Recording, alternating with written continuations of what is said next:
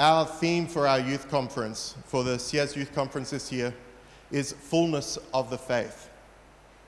Over the last couple of years, with the various restrictions and so on that have occurred, one of the first things that everyone instantly gravitated to was, all right, let's do live streaming.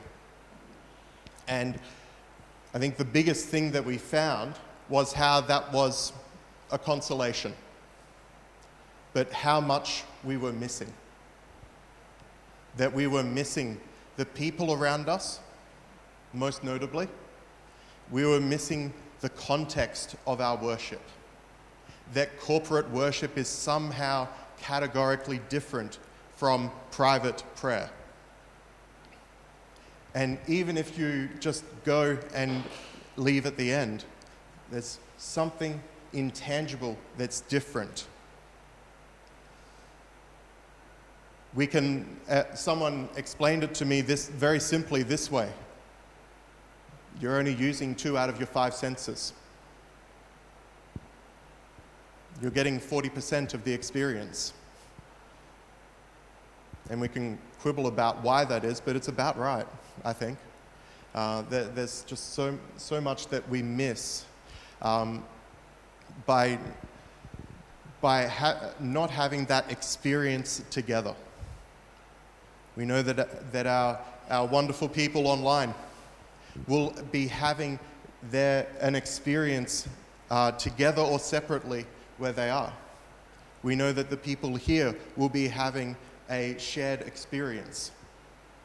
And we talk about fullness of the faith because we don't want to miss anything. We don't want anything to be missed out.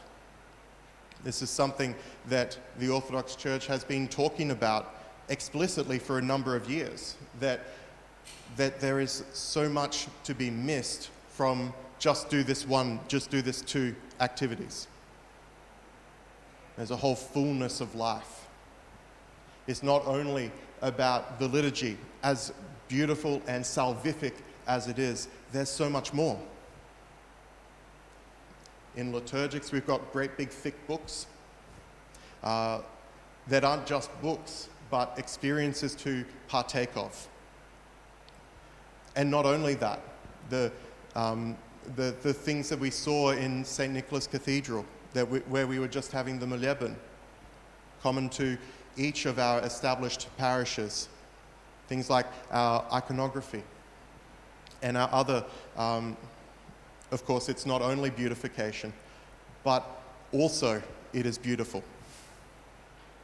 Our not only icons, but the frames, the details like this, the care that is put into everything visually, the care that we heard from those who were singing, those who led the congregation in worship, those who served.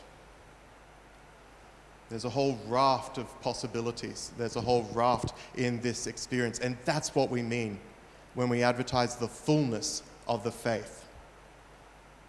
And this is our goal, that over these next 3 days, that we can be learning about this fullness and experiencing some of this fullness for ourselves. Not only intellectually, not only liturgically, but somewhere deep inside of us, that we experience all that it is to be part of the church that Christ founded.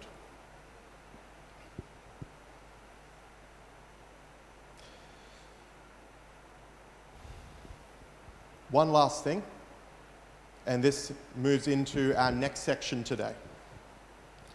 Each of our Syezd Youth Conferences has something called Question Box, where people are able to write down a question anonymously, because we don't know your handwriting that well. Write down a question and to put it into the question box. At some of our events, we've been able to have a few questions each night. Sometimes we'll have a whole section that's dedicated to it. You would all know this from your registration forms, that we asked for some of these questions. And what we decided to do was to divide question box into 2 sections, basically easy and hard. So there's questions that we're asked most of our youth conferences, and we wonder, maybe the answer wanted is the simple answer. What's the one paragraph, maybe even one sentence answer for these questions? And then there's the questions where you need a bit more detail. What is Syezd? By the way, Father Andrew in his introduction reminded me that Bishop George also asked that everyone find a way to be engaged in the life of the church. Find something that you can do. He said, even if you volunteer to clean up things after services, but just find some way of being engaged. Syezd, the word Syezd is simply the Russian word for conference or concord, where people come together for a common goal. So over the years, the word Syezd has become an English word too. And everyone just uses it and knows what it is, but I'm sure it sounds pretty weird to someone who's not initiated, even how to pronounce it, Syezd. But conference and Syezd are interchangeable, as you know. The first Syezd was in 1965, and it was instituted by one of the earliest bishops of the Australian and New Zealand diocese, Archbishop Sava Rajewski.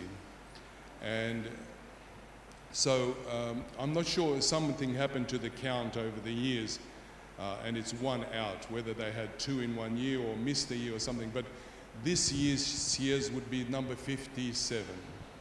Number 57, okay? And so it was instituted in the diocese specifically as something that would happen as an annual event. The idea came from America also, where the Syezd was also held during this period of time, in fact a little bit earlier, always over the Western Christmas period. And as you know, the 25th of December, according to the Gregorian calendar, or Christmas Day, is the feast in the Orthodox Church of Saint Spiridon and Saint Herman of Alaska. And because Saint Herman was the enlightener of the Americas, it was always called the Saint Herman Syezd. And for many, many years and decades, it was called the Saint Herman Syezd here as well.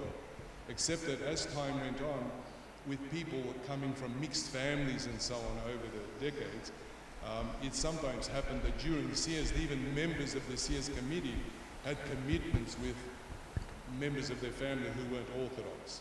And so there's been a shift over the last 20 years or so where Syezd, instead of always being during Christmas time, sometimes starts on the 26th, sometimes on the 27th, sometimes even later, and now goes through to the 31st sometimes, where it used to always be 22nd, 23rd, 24th, 25th, and sometimes 26th. Right? So it is the St. Herman Syezd technically, but now it's often hasn't even begun on St. Herman's Day.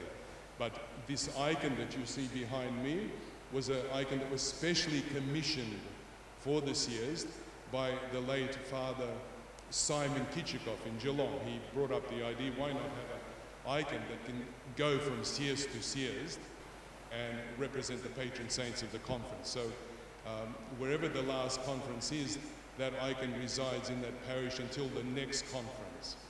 But because we've had a few of these issues over the last few years, this icon has been at Subord now for the 3rd year, which I'm not complaining about at all, and I hope that eventually people just forget and it'll just be our icon that people can borrow.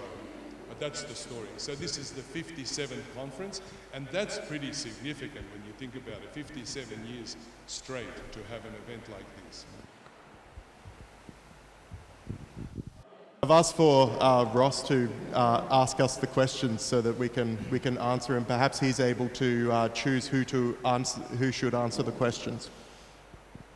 Okay, thank you, Father Andrew. First question, I'll put it to you, Father Andrew. What is it like to be a priest in such a secular part of the world where most people you encounter don't know anything about the Orthodox Church?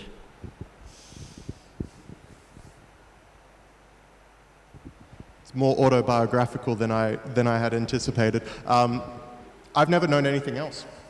is the honest answer. So I've always been in a secular country. I've always lived in what I consider to be a very post-Christian country, that is Brisbane, Australia, where Christianity was at best forgotten, even as we used words like Good Friday public holiday. So for me, there's not much of a contrast because I didn't come from anywhere else. Did Father Gabriel want to comment on that? I would even say that if a priest doesn't have a calling to be a priest, he won't survive. He just won't survive. You have to have a calling. It's a voice that you answer. There's a lot more behind that, of course, but that's the short answer, yes. Okay, I'll stick with you, Father Gabriel, for this one, a different topic. Why is sex before marriage wrong? Because God has given us gifts in our lives. The problem is that any gift that he gives us, we can abuse. And we can turn a gift into a curse. God has given us beautiful food, beautiful scenery, beautiful everything for our enjoyment. People can eat to live, they can live to eat, right? And then something goes wrong and you can eat yourself to death. And the physical relationship was given by God as a way of attracting opposite gender, male and female together, and as an expression, as the highest expression of love. Those couples that understand this, they know that the physical act of physical union in a marriage is sometimes the highest way that you can express a love that can't be expressed in words or in notions, right? But can we abuse that gift? Of course we can. We all know that we can abuse that gift, and then something terrible happens. A very good explanation for having sex outside of marriage, or the concept of sex in a person's life, is that if you have a bunch of grapes on a vine, then when those grapes are maturing and flowering as they should be, and ripening and attached to the vine, that is sex within marriage. It's God-blessed, God-given, and it has its own process of maturation. If you cut the grapes off the vine, they will be plump and ripen and so on, but they will then wilt and die. And that is sex outside of marriage. Unfortunately, that analogy can only be understood to its greatest significance when you go through that, which hopefully you don't have to. Right? But just think of that. When you're on the vine, when you're grafted to God, everything has its place and purpose and grows in the right dimension. When you cut that off, there will be signs and symbols of that purpose, but eventually it will wilt and die and smell and rot. And this is what happens to people when they engage in those things. Ultimately, they will feel the bitter fruits of that. Question for you, Father Andrew. Ideally, how should men and women dress in church? When talking to people, this is wildly subcultural. And by that I mean that there's differences in different parts of Australia. Why? Because Brisbane is hot. Cairns is worse. Worse as in hotter, just to be clear. So... Can I just interrupt? I was shocked to come from Geelong and find people coming to church, men without ties, right? Because that's how we were brought up there. Then all of that went away when I saw the first men coming to church in shorts, right? So it's... So the way that I would explain it to people is one should be modest. There are different fabrics, but shoulders to knees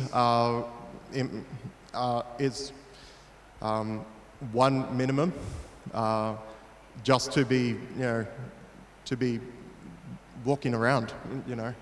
Some things are appropriate for some places, but yeah, as a as a minimum to even be walking in outside of services.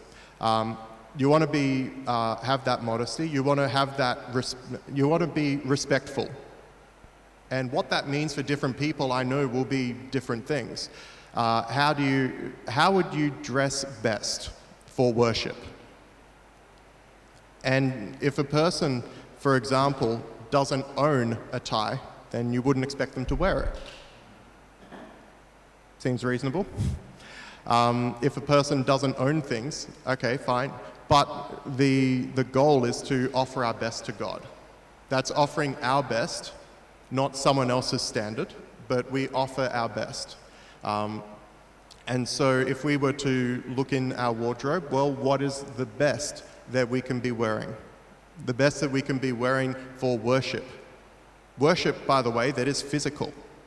That includes things like bows and prostrations. So what is the best that we can offer in this way? That's what we should wear. Next question, and I'll put it to you, Father Andrew, again, but you can also chime in, Father Gabriel. How do we begin to understand the structuring of services within the church?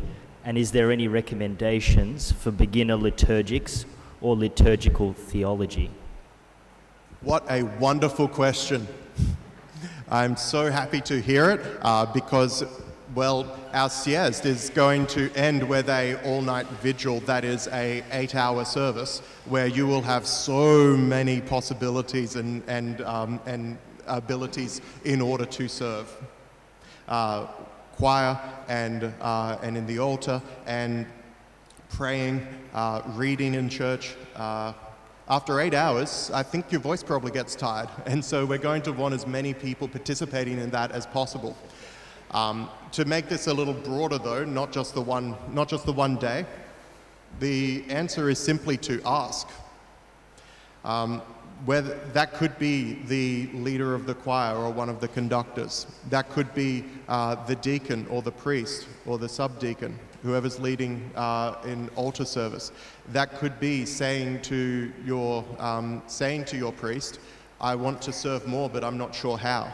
I want to learn more, but I'm not sure how. And we've gone through it before. We've gone through how do we learn this. And would be very, very happy to either teach or to refer you to someone who is able to best teach. If you turned on a movie on television and you watched the beginning and then you went out for a half an hour and you came back and you watched another 10 minutes and then you went out for a half an hour and came back and watched another 10 minutes and so on, you would kind of get a feel for the movie, but you'd be missing some very vital parts of it and maybe kind of miss the whole twist and so on and the true significance of it, right? Well, in a way, that's what parish experience is. The services and the rubrics of the services are best understood in the concept of a monastic, say, situation where there are services every day and the daily cycle of service, the weekly cycle of services, and then the yearly cycle of services. Unfortunately, in parishes, we have to make do with these snippets where we're not there most of the time. And therefore, as Father Andrew says, you have to be an inquiring person to find out. There are answers to everything that can be obtained now. If I ask you now to find out whether it's legal to harvest sea cucumbers on Bribey Island and sell them, all of you would be able to find out in about 5 minutes by pulling out your phone and figuring it out. So there are no questions that exist that I found this out yesterday. It's illegal. But what I'm trying to labor the point that no one has an excuse for not knowing something now. You can find out. But the best way, of course, is to find out from a reliable source. But there are so many sites now and so on where you can go through the rubrics and so on. And it's not an easy thing. And maybe it's not for everyone. Maybe some people can only just work on the surface of it. Others get really attracted to the nuts and bolts of it. But believe me, there's something really, really wonderful and beautiful in the order of services that has developed over some 2,000 years with input from saints of every generation. Yeah, it's worth the effort. Thank you. 2 more questions. I'll stick with you, Father Gabriel. Why is same-sex marriage not allowed in the Orthodox Church? The reason that it is not allowed in the church, or generally in society, in a moral society, isn't because Father Andrew said so. It isn't because I said so. It isn't even because the Metropolitan said so. And it isn't because the Patriarch said so, or some babushka in the village said so, or your grandmother said so. It's because God said so. And sometimes that's the answer. Sometimes the answer is because God said so. And if you want to argue, well, you have to take it out with Him. There are lots of other things. You know, men could shake their fist at God and say, I want to give birth to children, but it's not mine.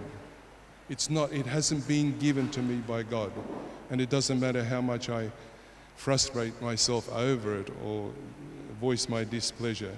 God has given us different roles. And I think it's just an unfortunate thing if we don't intuitively understand the role of a mother in a family and a father in a family in nurturing children. I consider myself to be an average father to my children, but I would never, in my wildest assertions, try to say that I could be a good mother to my children. That is an impossible concept for me. And if my matushka was not there, I would feel that at least 50%, if not more, of something very vital had been dismissed completely and taken away from my children. I can't understand that in any other way. And that's not because of Orthodox teaching or understanding. That seems to me just like a human moral concept. And suddenly these concepts are no longer valid, right? But I'm glad that I'm a little bit older than you, because I hope not to have to live through this. But the next generation of children, or future children that grow up, you know, with same-gender parents and so on, you know, they're going to be running our country. They're going to be the doctors, the professionals in our society. And I wonder how all of those things will pan out. You know, when everything starts going sideways and we realize that things don't work in society because, well, I think that people will be broken. And it will take only God's intervention to fix those things. You know, that brokenness, only God will be able to fix that. No human being will have that in their ability because of what we have done as a society. So look, sometimes the answer to a question why is because God said so, and that's it. Right? I think that's the conclusion of our easy questions that have come in. There were others. There were others that I looked at and thought, we need the time to answer this question properly. And so if you didn't hear your question, thank you. And big round of applause to Ross for asking. So if you didn't hear your question, it's because we're going to give it more time. We're going to give it more time on Wednesday night. If one of those answers, you're thinking, yes, but have you considered X? Please write that into the question box. If you're thinking, but I disagree, well, you know, write a case study and put it into the question box so that we can respond to it. I'm not reading that.